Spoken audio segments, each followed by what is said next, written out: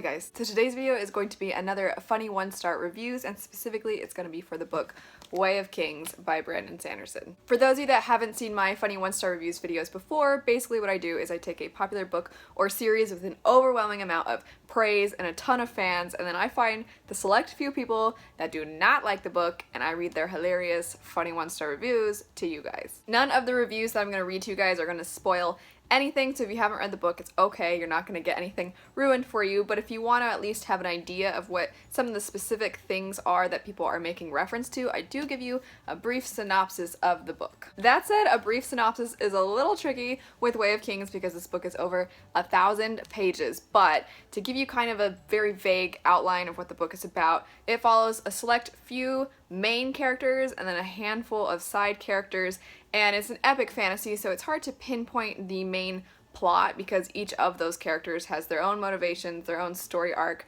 their own antagonist. But going along with that, because it's epic fantasy, there is a lot of world building. It's something that often fans praise the book for, but you'll find out it's also something that a lot of people that don't like the book pick on, and specifically I want to reference one thing about the world building, and that would be things called spren. Spren appear based off of natural occurrences and human emotions, and they appear in all different shapes and sizes and colors. Some of them are like little humans, some of them are like things you find in nature, some of them are like objects, but it is a very specific element to these books that I want to mention because some of the people that don't like the book don't like that element of the book. Getting into the negative reviews though, the first one says, if you have to read The Way of Kings, which you shouldn't do, but if you have to because your dad gave it to you and he's your dad, I recommend you do so while a little bit drunk. It makes this book a lot more fun. This next one makes reference to the spren. It says, the spren. Oh my god, the spren. Apparently this world is full of spirit creatures called spren, different species of which show up to feed on different spiritual experiences. There are anticipation spren and glory spren.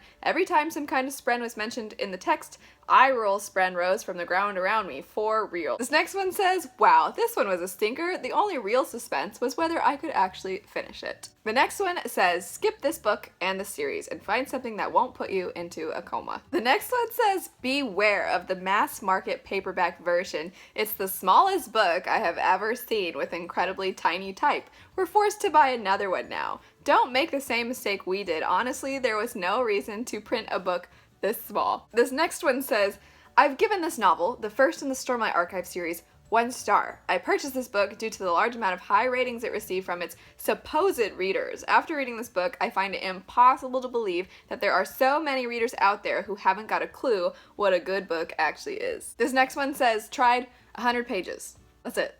That's all they wrote. This one says, Sanderson introduces his cartoon world of Roshar in trashy, juvenile prose. This one says, I put the book down after chapter 3. Nothing grabbed me enough to read it more. I'm disappointed in the $3.99 I spent for the ebook and wish I could have my money back. This one's laying it down. It says, I would say this book is riddled with plot holes, but it would have to have a plot for that to be true. Okay, this next one, I'm actually like, I love this series and I love that first book.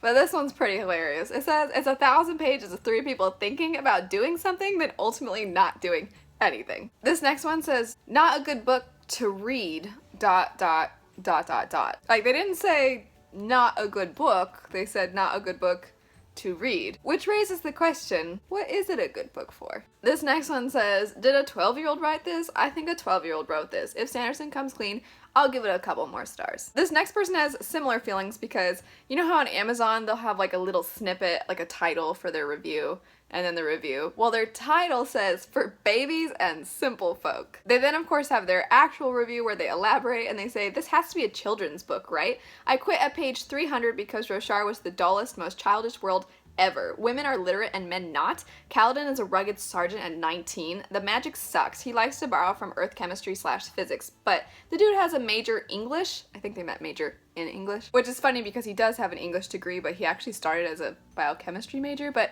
anyway, they go on to say, so you get this baby lashing / soulcast talk. Roshar isn't epic. It has crabs and storms. Big deal. His dialogue is for babies. His battles are rushed. His heroes are never in danger. Boring only for 11-year-olds. I find the juxtaposition between those ones and this next one kind of amusing because this one says, I really tried to stick with it, but I had no idea what was going on, who the characters were, or what they were trying to accomplish. This next one says, absolutely overly detailed and as annoying as 100 drama queens. And again, in comparison, despite that person thinking it was overly detailed, this person said didn't like the story, looked to me like it was pretty rushed. This next one, if you're a Sanderson fan, get ready because we're about to be insulted. Sanderson fans rating this book highly is destroying the fantasy genre. Take Ice and Fire by Martin, the Malazan Book of the Fallen series by Erickson, or Works by Joe Abercrombie.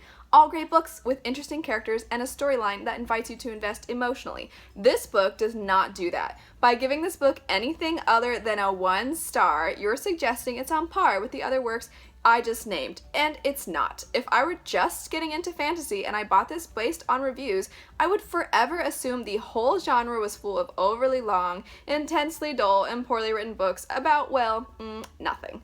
If it's worth 4.5 stars, then how bad must the rest of the genre be? You get the point. And if you thought they were done, they're not. They go on to say, I can honestly say that I will never read another Sanderson book again. If it weren't for the fact that I already know Erickson, Abercrombie, and Martin, I would never read another fantasy novel either. Anyway, now switching to one that honestly has one of the funniest titles for the review. It says, Reader beware, here there be no dragons. And then their actual review says, bad fantasy is bad. Seriously, the last time I make a purchase based on an overwhelming number of completely unearned 5-star reviews, negative review spread abound. The next one says, couldn't finish is, or even get through the first 200 pages. The religious undertones are so annoying. How are there hero ticks and atheists is fantasy? The next person really wants you to know they don't like this book because they said, I wouldn't have given it any stars except that I wouldn't be able to leave a comment. They then go on to say, I just could not continue after a few chapters. Quite boring.